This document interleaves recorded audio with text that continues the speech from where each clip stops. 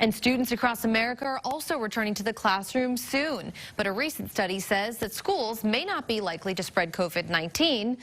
And Rudy Shabazi has the details. Children are more at risk of contracting COVID-19 at a holiday party or family gathering than they are from being in the classroom, and their parents and guardians are less likely to report wearing masks.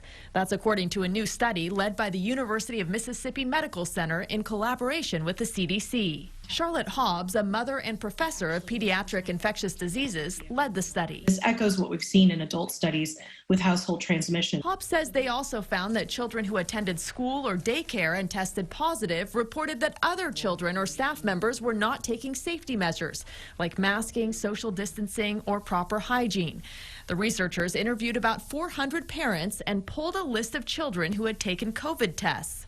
She says because the disease tends to be less severe in children, it's been studied less. And as a result, children are suffering. If at schools appropriate mitigation efforts are being observed, being at school is actually, in fact, perhaps much lower of a place where a child would have the risk of contracting COVID as opposed to having contact with an adult who is infected. California Governor Gavin Newsom unveiled his $2 billion plan for reopening schools this week. Transmissions among and from younger students to students, is simply not common. He hopes to be back on track by the spring with distance learning still an option. Randy Weingarten, president of the American Federation of Teachers, says she believes kids should be in school too, but only if funding is available and assurances are made that the proper safety measures will be taken.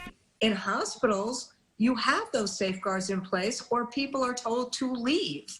And in schools, particularly when you're working with kids, you have to be extra careful. What is ironic these days is that young kids actually are following the rules, whereas older kids are not. And we actually thought it was going to be the opposite.